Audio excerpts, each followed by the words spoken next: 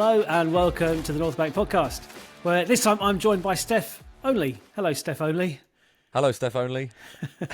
How you doing? Chris couldn't make it, so it's just me and thee talking about. Well, actually, what are we talking about? Are we talking about our qualification to the knockout stage of the Champions League after a 2-1 win away in Girona, or are we talking about the resolution of the Miles Lewis-Skelly incident at the weekend, or are we talking about Arsenal dropping a £60 million bid in for Ollie Watkins about 3 hours before Villa kicked off for their very important Champions League game, which irked them somewhat, I believe. So what shall we start with?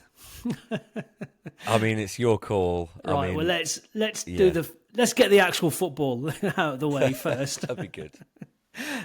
Look, we've I can't say we sailed through the group, but we finished third.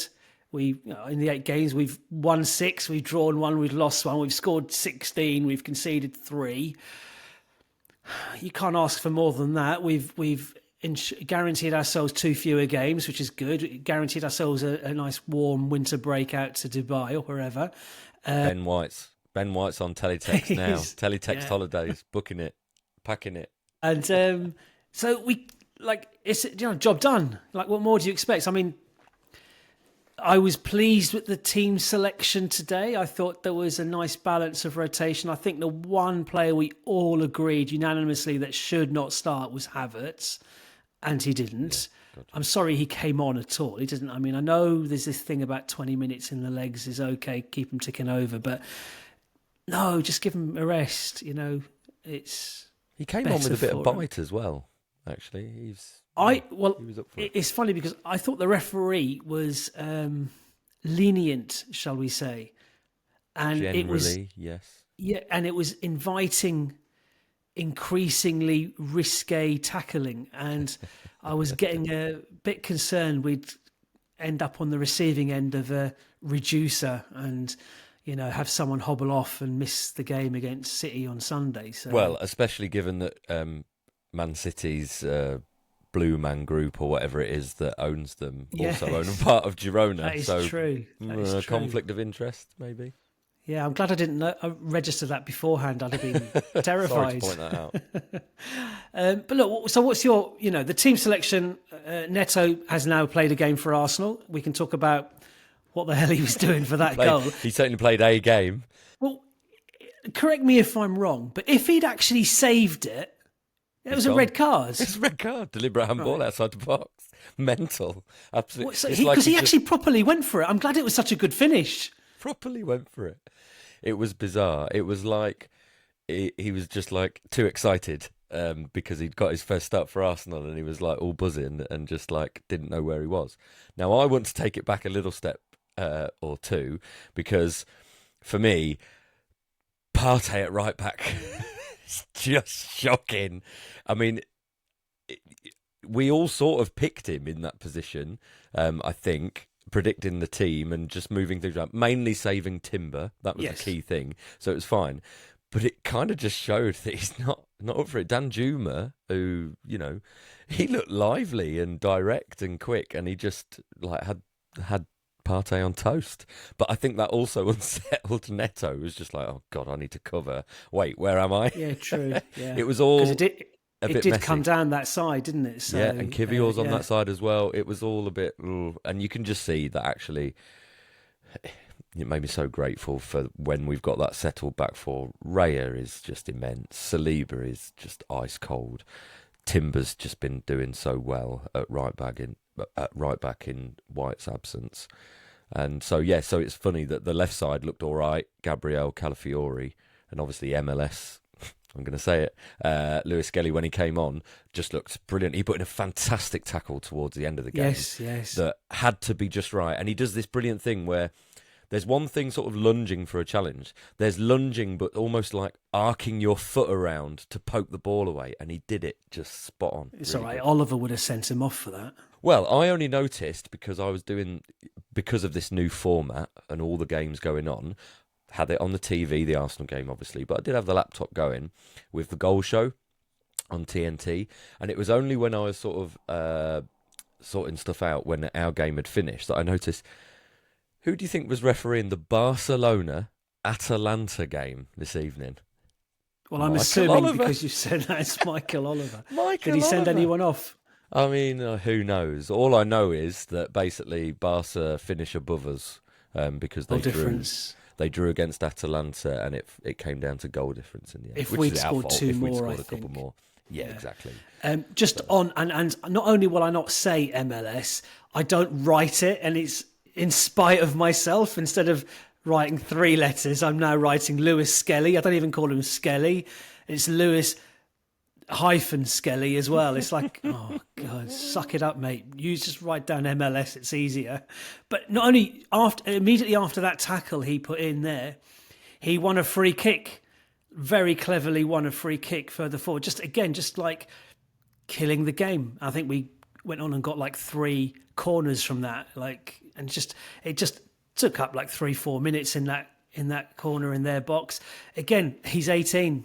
But talking of youngsters and Hale End products, we've seen that goal somewhere before, haven't we? Yes, With isn't Nwaneri. It was quite familiar. Someone posted online. I'd love to quote who it was, but they said, "Why go out for Saka when you've got Saka at home?" And it was just kind of a nice little sort of play on words because Nwaneri, it was so Saka-esque to use of cliche that it was just delightful to see. It was brilliant. I love it, the confidence to actually do that and to, he had it in his mind. We've seen him score that goal before as well. I know he scored it for the England underage teams as well. We scored a great goal at Preston inside. when I went up there for the League Cup game. Fantastic. So I don't have dates in my head or written down. When is the last 16? I think the knockout's the 11th of February, something like that. Yeah, they push into March. Right, okay. So that's good. So we can February breathe easy now. for a little bit. I say easy. It's certainly lacking. Considering we'll have played 9 games in January. I think we're down to 2 in February. We've got 2 left now, haven't we? Because it's City away. No, City on Sunday, and then Newcastle away in the second leg of the Cup. Then it's our 10-day break, and then it's Leicester away in the league. After that, I don't know. Chelsea. Okay. And that's So at not home the as well, easiest. isn't it? Yeah, and No. Leicester have just won. Maybe they'll have their tails up. At Dr. Tottenham. Well, I'm glad you mentioned that. It's so funny. Dr. Tottenham will see you now.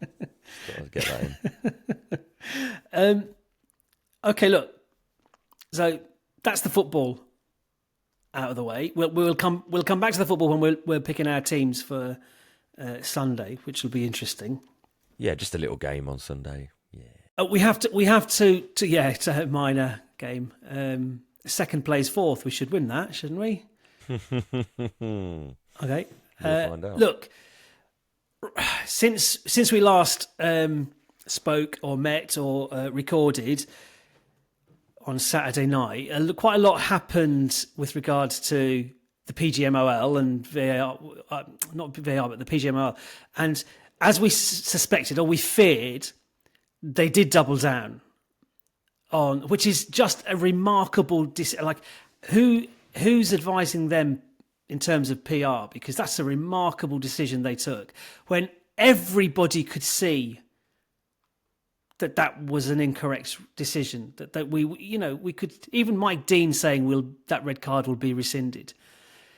And they, I mean, I don't know. How did you read their statement? I know that Sky Sports put out, like obviously their buddies in Sky Sports, put out that kind of response where the statement where they said, no, it was a high tackle, it was dangerous, it was definitely a red card, and then to kind of deflect the abuse that Michael Oliver's received and police protection and all of that. there's two aspects to, or two elements to that statement. Obviously, nobody is condoning any level of abuse aimed towards Michael Oliver at all. It's just ridiculous. It's senseless. But that doesn't mean we can't criticise him. And an Arsenal fan in particular has more of a right to criticise him because of the body of evidence of bizarre decisions he's responsible for against us.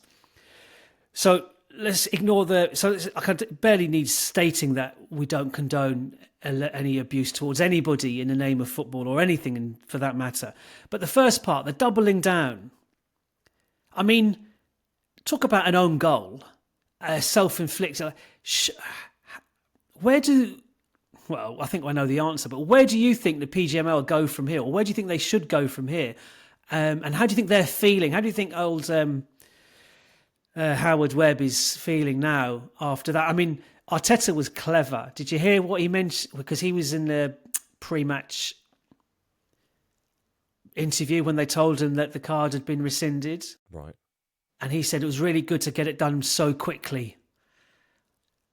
And because it was, the word is that we'd submitted the appeal, and like an hour later, it was rescinded.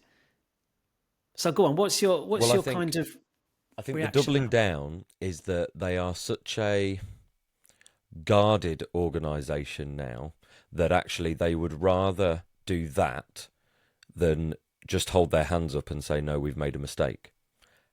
Well, because it's a little bit of self-defence. It's a little bit of looking out for your colleagues. It's also probably somewhat of an ego thing as well. The other thing for me is it's probably showed actually that what is the PGMOL? Because if a referee makes a mistake like that, as they have with others, we saw Bruno Fernandes have a red card rescinded for a foul that clearly wasn't a red card offence. I think it was against West Ham earlier in the year. Spurs. Was it Spurs? It wouldn't have affected the outcome of the game. Spurs were already 2-0 up, I think, at Old Trafford. Well, but still, either way. Also, it's West Ham we play in February, not Chelsea. I just wanted to correct that from earlier. And I think, well, if these decisions are going to be rescinded, it goes to an independent panel, which is FA-led. So therefore, what PGMOL, so what? Essentially, like they're the referees' union. So it's all well and good them making the noise that they do, but when it comes down to the football decisions in the broader picture, it goes to this independent panel.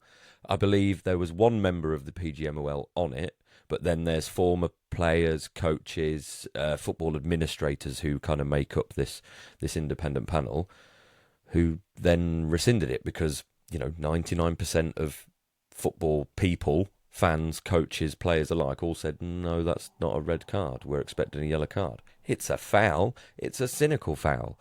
But it's not a red card. It's not the kind of consequence that should dictate how the rest of the game goes. And losing a player can be, fatal, essentially, to a team. So it shouldn't have that impact, which is ironic given that the noise they made when Michael Oliver didn't give a yellow card or a red card to Kovacic, who made a tackle because they didn't want to, spoil the integrity of the game and all those sorts of things. So essentially, all it's done for me is made me see that the PGMOL is just kind of like a union, and they're putting certain people out there. Webb does his programme with Michael Owen, where they're trying to clearly steer the narrative, but they're doing it in a very, I don't know what you'd call it, a sort of incompetent way, really, because all it does is focus more attention. There was so much irony going on when Sky Sports News were doing their Ref Watch segment with Dermot Gallagher, and the presenters are literally saying, aren't we a bit fed up of everyone talking about referees? In a Ref Watch segment. And you're just thinking, well, this is making it worse, isn't it? Because actually what it takes, referee, VAR, maybe a fourth official representative, maybe it's someone from the PGMOL to come out just afterwards and go, no, we think that was wrong, actually. So we'll be looking to make sure we go through the proper procedures and have that rescinded. We've made a mistake, move on. When We you said that. think, when you've Yeah. made such an error that 99% of the football world are saying it's an error, well, then it's an error. Because if it looks like a duck and it quacks like a duck, it's a duck, right? When we're talking about ones that really are a grey area, well, that's fine. You can leave it up to the referee. We've sort of said this all along. But when it's got, yeah, when it's as ridiculous as that, I don't Well, see we why. said we said that they had an opportunity to get ahead of it. Exactly. All they had to do, yeah, and what that does, I think Build trust. Andrew Allen and Blog and all these people, it builds trust. If they're willing to own up, that's someone who is, here's a word for you this weekend, humble enough to say, look, we're not perfect and we get things wrong, and this is one example of it. But we do get lots of things right, by the way. And so, let's try and move on. But they don't do that. They do this thing, this weird defensive thing that just makes them look a bit ridiculous in the end. And ultimately now, slightly powerless, I guess. Look, we've got Mars Lewis Skelly back. We're not going to be complaining. But there were other decisions that weekend. There was the knee in the face that the Liverpool player got from the Ipswich player, which was really reckless and dangerous, I think, and was certainly an orange card, if not a red. There was the booking of the player who did the seagull celebration. Well, given in the same weekend, Jamie Vardy pointed to his Premier League badge and said 1 to the Tottenham fans, and looked at the Tottenham fans and said 0. So properly inciting the fans, which we were told you weren't supposed to do if you jump into the crowd and things like that. And then there was one, Phil Foden's pretending to fire guns. Well, what sends out a worse message to young footballers watching? Being a bird. I don't think, yeah, be worried about birds and bird flu and things like that. Look, I don't care. Look, Foden wants to do his shooty celebration. I don't really care about that. Neither are worthy of any kind of punishment, but it's just bizarre. And they just need to, like you say, own it a little bit and get ahead of it. Don't batten down the hatches, because the siege mentality thing just makes it us versus you, and football fans are sick of it. Well, and what kind of nudged the dial more so this weekend was that it seemed unanimous, the entire football thing. So they've not just gone against Arsenal fans. It's not whinging Arsenal fans. Although the longer it goes on, I do hear people like throw, typical, like, let it go already. And it's like, well, the ire for me was as much for the accumulation of incidents at the hands of Michael Oliver, and this was like straw breaking the camel's back. But just going back to, like, they are becoming a bit of a parody. They're like a bit of a joke, because I don't know, was it you that pointed it out? But I've seen it a few times since. They're on the PGMOL website. Yes. Their definition of a high tackle, the image they actually used is Doku against McAllister. Premier League, right. Yeah. So this is what a high tackle is. Ironically, that wasn't even given as a free kick or a penalty, and it was in like injury time. I mean, it was towards the end of the game. It would have cost City possibly the title last year, and possibly us would have benefited. It's like, so, it's like left hand. Yeah, the irony there is, and it was dripping in irony, that they're just lack of self-awareness. It's like ridiculous. But so I can't wait to see what kind of refereeing madness awaits at the weekend. Well, somebody said for anyone. Right. Well, Oliver, I think someone said that Oliver was earmarked for our game. I thought it was Anthony Taylor. And right, now so he's the fourth official. Right, okay, so I don't know. Oliver's gone to Ipswich. It's a shame there's not that Coventry aren't the Premier League. But anyway, he's gone to an Ipswich game. And we've got a fella, and I can't think of his name now. I've got Jeff Buckley in my head, but I'm pretty sure it's not him. Peter Banks, okay. I wonder, is he a brother, relative of Robin? Robin Banks? Okay. Oh, I got it. Okay, sorry. There was no reaction though, Steph. Sorry, I was surprised. Funny that. Maybe the signal broke up. Yeah, we'll run with that. I don't know if this is true, but he's from Liverpool and he's not allowed to referee Liverpool games. No, I'm not sure, but that would be the PGMOL kind of giving us the two fingers, wouldn't it? You're not getting Oliver, but wait till you see this guy we're sending over, that kind of thing. I don't know, and that might not be true. Someone tweeted it, but like they did have a laughing emoji after it, so they may well have been tongue in cheek. He might be an Evertonian, in which case he'd probably be biased against City in favour of us. So you never know. I don't know, but anyway, it's that they're not fit for purpose, the PGMOL, and they need to change. The first thing that needs to happen is VAR needs to be completely independent of the referees for their own sake as well. Like, so there's no 100%. Yeah, so there's no like kind of I don't want to, like Mike Dean admitted.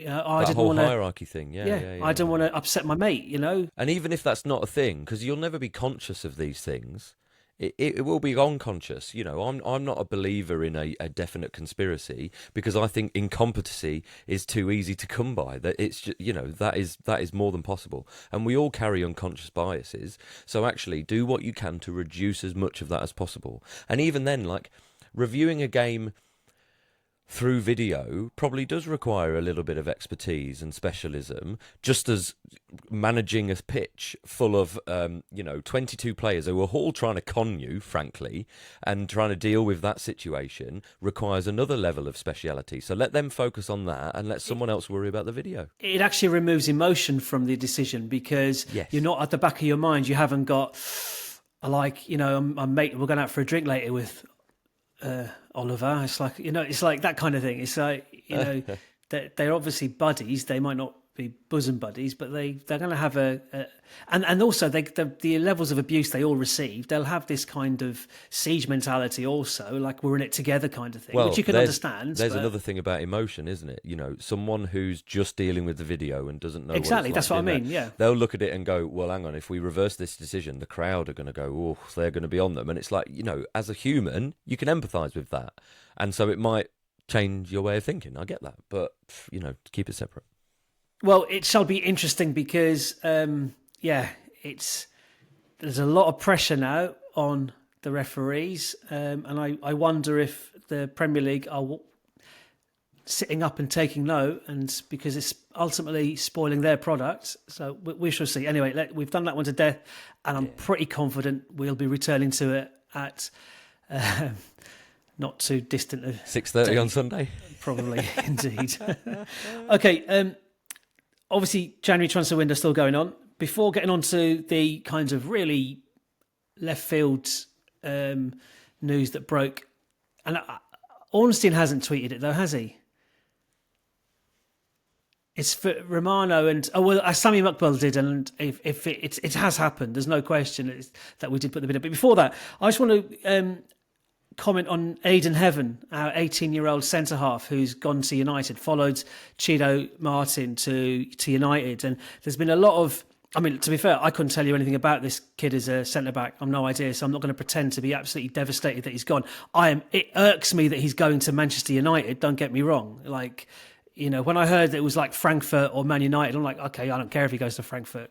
Off he goes.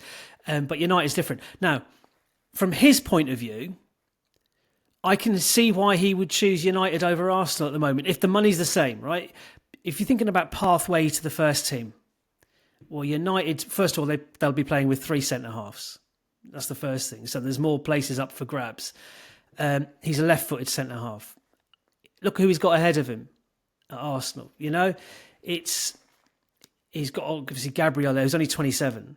He's got Calafiori. He's got Kivior. And if you're an 18-year-old looking at that, I mean, I think he's crazy going to United. But anyway, that's a personal thing. So I can understand it from his perspective. But then, I don't know how much. Will we get a fee for him? Or there will be some tribunal fee or something like that? Possibly tell you now. I don't know. Yeah, so I don't know. But I just wanted to make the comment that it's possibly something we're going to have to get used to. The better we get. I mean, we had 2 Hayland products starting for under 18 or 18 and under, starting in a Premier League game for the first time since Ray Parlour and Stephen Hughes, Ian Selly, I think it was, in the same game. So they are getting, and that's Saka's not, he's injured obviously, so he's another Hayland product. We sold Emile and Reece Nelson, and then Eddie Nketiah was there. So we have got a pretty impressive conveyor belt in recent times, but we can't. All of them can't make it. So Man City, I think I might have the number of years wrong, but Man City have generated £175 million in sales in the last 5 years from academy products. So it's something we're going to. I mean, I've always had this thing. We're not very good at selling, or we need to be better at selling, and that's that starts now. So I'm just thinking, like, I'm not too bothered. I mean, he might go on and be an absolute star in the Man United first team. Good luck to him if he is. He made that choice, and if he is a star in the United first team, then he made the right choice. And I just think that his pathway is a little bit more blocked than, say, Chido Martin or Obi Chi. I don't know. He hasn't got his name right, but apparently he's still scoring goals for the under 18s and under 21s, and he's played a few times for the. He's trained with the first team as well at Old Trafford. But if you're him and you're looking at the strikers, I mean, he could have had a better pathway to. I mean, he'd have been on the bench this season for us. There's no question he'd have been on the bench, and he'd have got minutes as well. To be fair, so he went. I think United offered him like 4 or 5 times more than we did, and that's why he went there. But anyway, so just on a word on Aidan Heaven. Now, tell me, how did you feel when you read that we'd dropped £60 million for Ollie Watkins? Nothing. I rolled my eyes. I thought it was a weird thing to sort of do. I don't mind it. I've liked Watkins in the past. I'm not sure he's the ruthless, XG breaker that we're sort of necessarily looking for. But he's an Arsenal fan. He's an incredibly likeable sort of player. He absolutely shanked a penalty. He did a John Terry penalty for Villa this evening. I saw on their little goal show thing where he sort of slipped and then hit the ball against his own foot. But he also scored. Yeah, exactly. And is a good player. And he certainly would raise the floor of the team. How much he pushes the ceiling, I don't know. The timing is an interesting one. I've had a few messages from people around, and I sort of wonder if there's a little bit of gamesmanship at play, where we could have been in negotiations with other teams about other players, and because those other teams are playing hardball, it could be our way of going, well, do you know what? We'll look elsewhere. And it's for a player that is never really a realistic target, so therefore we know the bid probably won't be accepted, so it's not overly the best poker face if that happens. But also, similarly, it's another way of showing other clubs that we have that money. Look, if it's 60 million and it says to those that, look, we have 60 million to spend in January, then that might be the signal for them to activate elsewhere. And as we said last time, now that the Champions League games are done, it's 5 days now, and then into Monday, I think it is as well, isn't it? Where things can get done. Teams know what they're doing now. They know what phase they're in. They know players can be sold and re-registered to play in the Champions League if it's to another team that are still in there.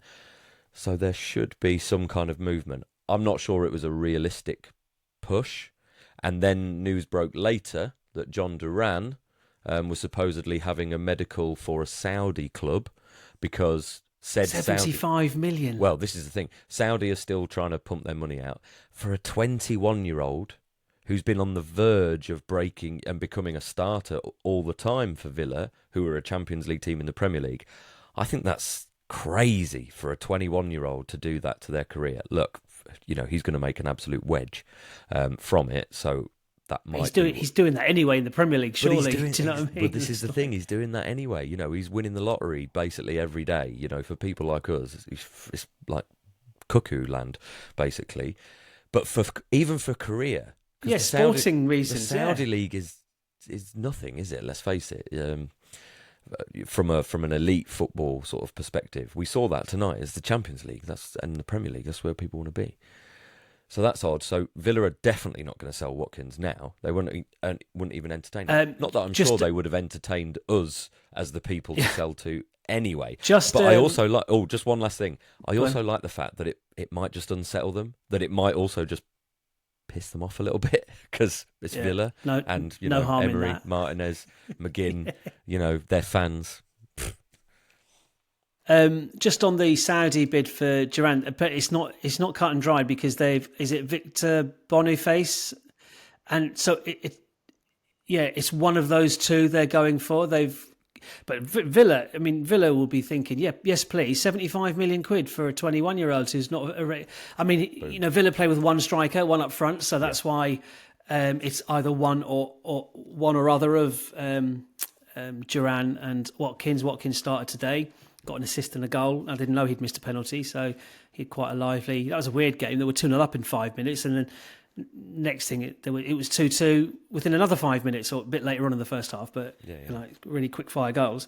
It's an odd one. He turned 29 in the end of December. I didn't realise he was that old. Yeah, so that's quite a lot of money to try. And I'm going to be a really kind of full disclosure, hand up, complete hypocrite now, because I have said on the record many times, I don't care who we get, so long as they improve us between now and this is preferably at the start of January, in which case if it was Watkins, he wouldn't have scored the equaliser for Villa against us, because he'd have been in our team, we'd have won that game, and we'd be a bit closer to Liverpool than we currently are. But anyway, and so I assumed, look, we need to improve ourselves now. And it was a kind of question I think I posed to Chris. Do you want the player for now if it risks the long-term strategy? So the player for now versus the player for the next 5 years. Watkins is not the player for the next 5 years. Somebody like Sesko is the player for the next 5 years. But I liked what you said about that. It might be all gamesmanship, that maybe we were dealing with Sesko's camp and they're not interested. Oh yeah, okay, fine. Well, we're dropping 60 million quid. I did read somebody say that we're expected to go back with an improved bid. Now, if we did, and we've obviously spoken to Watkins' camp to indicate, so he's indicated his. I know, but it's a well-documented lifelong ambition for him to play for Arsenal. That's his thing, and the romantic elements of all of us would be all on board with that. And he would improve us. He would give us a better chance of winning the league and win the Champions League if he's in our team for the next 5 months than if we don't get anybody. There's no question. He's a goal threat. He had a very dodgy start to the season, but he's been a lot better as the season's progressed. But you go on your reaction. You eye rolled. I was like, oh. Whoa. I rolled at the bid and the timing and the fact that I don't think it's a realistic target. Talk to me about Watkins in the team. I don't mind it, but it is a short-term thing. And I'm quite surprised that we would be thinking that. Let's say it's genuine for a second. I'm quite surprised that we would be thinking that way. Don't mind it. Shows a little bit of intent. It might mean him playing across the front line a little bit and not necessarily in that pure centre-forward role. I wonder as well if I don't know that signing Watkins at 29 as a centre forward, and essentially, let's face it, in probably the short term, slightly shorter term, as a Gabriel Jesus replacement, but still revisiting Sesko in the summer. I just wonder if the club are thinking that. Now, what that might do, I think it would then limit us in a potential either Saka understudy or left wing upgrade. It'd be left wing, yeah. A kind of... Nwaneri's making a strong case for Saka understudy there, so... Or, just Nwaneri, if he can start somewhere, you start him, because he's just really, really good. So I don't know. I don't think it's realistic at all, just because of who he plays for, the timing of it, and all those sorts of things. But if the club are serious, then you've got to maybe count both. I could see him agitating for a move because it's us, which again, you can't underestimate the power the player has in that scenario. Sure. So I have no idea whether he is or not, but you could see that it might be just because of the connection he feels towards the club anyway, and because he's 29. He waits a year, 2 years, it's not might happening. not be there. Someone, again, I can't remember if it was in one of my WhatsApp groups or online, said it reminded them of when we went for Vardy at the time that we did. Was that 2016? 2017? I can't remember exactly. Yeah. Might have been a bit later, but yeah, it was like that, where he would have been a striker for the now, to come in and just... Even though he's still scoring goals in the Premier League. Still scoring, exactly. Was it no player has scored more Premier League goals after the age of 30? I think Yes. he's just mad. And bantering off the Spurs fans every time he scores against them. We can all Here get on all day board for with that. Yeah. Right, look, okay, well, we'll see. Again, we've got 5 days. Watch this space.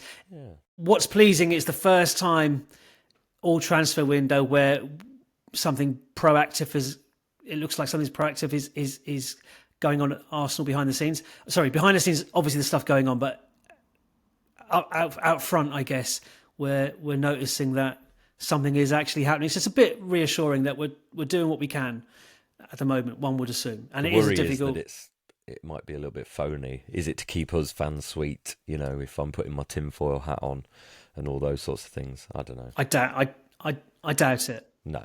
Well, I think the gamesmanship with another, try and show your hand to another team. I think that's a good call. I think that might be much more what's at play, unless we go back in with an improved bid, in which case, no, we're after Ollie Watkins. So okay. Look, we are playing Humble United, Humble FC on Sunday, so they got through by the skin of their teeth against Bruges. At one point, Bruges were qualifying as well, so I don't know whether they got through also. I haven't got the table in front of me. I think they have. I do need to double check because there might have been some last minute goals that went through, but I think they did. So City through. How are you feeling about Sunday? Sick. Absolutely sick. It's the game when they were doing so crap. Yeah. I was so excited to get them to our place when they're really struggling. And now their form's improved. And now don't get me wrong, there's still flaws in this side. Even Bruges took the lead tonight, and I saw little clips of Guardiola kicking, like cooler tanks and things like that. So, that all is still not well, and they can be got at, but there's, winning is a bloody habit, isn't it? And they've seemed to have rediscovered that a little bit, and it's really annoying. But at the same time, there's such needle now between us. Funnily enough, of all the two people that you think it would be there, Guardiola and Arteta, not them at all. Love each other. Players cannot stand each other. And the fans, it's just getting worse and worse and worse between, us and the fans, that it's just going to make me feel sick the whole time. Because, in all the games that are coming up, look, we've got, Leicester in the league, that's one thing. But we've got the Newcastle Carabao Cup. I really want to do something over them because their fans are entitled. Careful now. They'll pile on here if you don't say really nice things about them. They get a bit sensitive. They've got one or two really, really good players, as you well know, but they're really annoying. And we've got West Ham later in the month, and we've got Forest coming up at the end of February as well. And those are big games. They're important games. We've got to keep winning. Of all the games, I just want to win this one, please. I just want to beat City. I just want to humble him, the big Norwegian bloody troll who just kicked off for no reason, who is the worst loser. And, it's that classic thing of you show me a good loser and you show me a loser. I get that. Look, he's winner, he's driven, and he's a brilliant goal scorer. But he's so unlikable, and I don't like him. And I just want to beat him. And I can't. You're reminding me of how I feel about United. It's getting that way. I think it's one of those things. Like, I don't know. United are the ones, but as they've fallen away, I don't feel that one as much. So I'm taken by whoever our sporting rivals are at the time. So City are the ones at the minute. If Liverpool turn this into a bit of a run, maybe they will. Turn into it a bit, but not really. Well, it's actually an interesting weekend because Liverpool go to Bournemouth. I'm assuming that game is on the Saturday. I couldn't tell you, to be honest, off the top of my head. So again, the league title for us could absolutely be dead and buried by the end of this weekend's fixtures. If Liverpool were to go to Bournemouth and win, and us drop any points against Saturday 3 p.m. City. Liverpool. Saturday 3 p.m. It's not even on the telly. Not even on telly. How do you not get Bournemouth on the telly? Well, I don't know either, because looking at the games that are on telly, so I get it. Wolves and Villa on Saturday evening, okay, Midlands derby. But Forest Brighton at lunchtime, that's not overly exciting. And then on the Sunday, yeah. I mean, our game's on telly, obviously. Yeah. What's your team? Right, so for me, it's a fairly easy selection. Raya in goal. Assuming he's fit, Arteta said he wasn't playing this evening because of being unavailable. So whether that's illness, whether that's fitness, whether it's mind games, because Neto came in, and if we can avoid Neto starting against Man City, boy, do we need to do that. I'd take Tommy Setford at the minute, because that Neto performance was bizarre. But so Raya in goal, Timber, Saliba, Gabriel, Lewis Skelly. I mean, that defence picks itself. Midfield, Odegaard, Partey, Rice, and a front line of Martinelli, Havertz, Trossard. But here's the thing. Nwaneri must be so close. Look, that's the team I think Arteta will pick, that I've just said. Odegaard, Partey, Rice, Martinelli, Havertz, Trossard. He took Partey off. Didn't seem to be an injury. Seemed like no. he was... Apparently, it was like, just to protect him. Take the legs out. Yeah, it's fine. Timber came on, kept him, tick him over, Saliba the same. Martinelli. You wouldn't play Calafiori at left back. See, this is the thing. So, no, I don't think I would, because I think against City you take a defensive first approach, and maybe bring Calafiori on. Or, right, so hang on. There's your headache. But he's not going to do it because he's never played it. Look, Lewis Skelly has been so good recently that I want him in the team. Calafiori's been so good the last couple of games that maybe I want him in the team as well, which means maybe one of them could be in the Partey role. Because I don't think Partey's been as good, maybe, as he has been. He's not going to do that. He's not, no. So that's why the team I said is the one he's going to pick. But I think the choice of Lewis Skelly and Calafiori gives him enough of a headache. But I think Nwaneri is close. And could I see him on the right and Martinelli on the left and Trossard drop out? Yes. Could I see some kind of combination where Rice is the holding midfielder and Partey is on the bench? Yes. I don't think he will. I think he's going with that team that I said. Odegaard, Partey, Rice, Martinelli, Havertz, Trossard. Okay, I've picked the same team as you. I've put Lewis Skelly at left back and Martinelli, Havertz, Trossard, assuming everyone's fit. Chris sent us his team before tonight's game, or right about half time in tonight's game. So Nwaneri had scored when he sent the team through. He's gone for Raya in goal, Timber, Saliba, Gabriel. He's put Calafiori at left back. He's done Partey, Rice, Odegaard. He's got Havertz through the middle, Martinelli on the left, and Nwaneri on the right. And he's predicted a 1-0 win, Steph. Good for him. What have you predicted? I can't do it. 2-2. 2-2. 2-2. I think both teams are very vulnerable at the moment, but have their mojo in attack somewhat. I know ours is probably not as fluent as best, but I think it's more to do with both teams' vulnerabilities. And there will be an element of... that whole playing for a draw, I don't think suits either team. Which is why it's odd that I'm predicting a draw, but I think that the rock and the hard place might cancel each other out. What's interesting is the approach we took up at their place. After going 1-0 down, we dominated the game, and it was only Trossard sending off just before half time that thwarted that. We were the better team. That's why they were so rattled. We were the better team. I wrote down 1-1 first. And then I thought, I can't do that. I'm stealing Steph's thunder. So I've changed it to 2-1 us. I reverted to type. I've gone for a 2-1. But again, I think like you, I think I'll be disappointed. And it sounds a bit arrogant, but I'll be disappointed with the draw. We need the win, but I want the win. And I think we're capable of the win. I do. Obviously would love Saka in the team. That's a massive difference. On form. And I think that's the only... Oh, well, unless Watkins signs on the dotted line, or the smoke screen was actually for Isak, just for you Geordies out there. Yeah, Yeah, right. Okay, Oh, I'm dreading it. let's park it there. Well, that's not too bad. Look at that. No, Yeah, that's we all had right. a lot to talk about.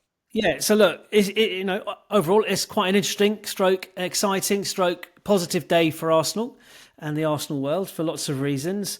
But I think we should come back to the football. We actually won a game of football today, 2-1 away.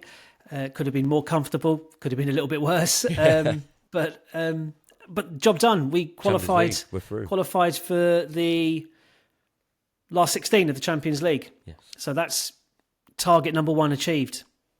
And let everyone else sweat it out over Playoffs. 2 legs, and we'll see who we end up with. I'm finishing third out of 36 teams. It's not bad. So there is a permutation. I haven't quite seen it, and I'm just going to see if I can get it up now, because obviously the draws for the rounds, it kind of maps itself out. So there are certain teams that we could essentially face. As to who they are exactly, I'm not 100% sure. But you're going to say the PSG, aren't you? Again. Well, I don't 100% know. So Bayern. Yeah, I don't know. It's too hard for me to work out at the moment. We'll have. Do you know what? Let's just enjoy. Yeah, the qualification. Yeah, that's the main thing. Yeah, and let's enjoy that whilst simultaneously laughing at Spurs. How about that? We can sign up for that. Right, okay. Cheers for the chat. Have a good few days, and we'll catch up again at the weekend. Come on. Bring it on. Stay humble, yeah? Stay humble. Yeah, stay humble, stay humble. All right, cheers. Cheerio, bye-bye. See ya. The North Bank, an Arsenal podcast. Subscribe, rate and review on your app, and find us on Twitter, Instagram and TikTok at NorthBankPod. Email hello@thenorthbankafc.com and check out our website, thenorthbankafc.com. Produced by The Podcast Company.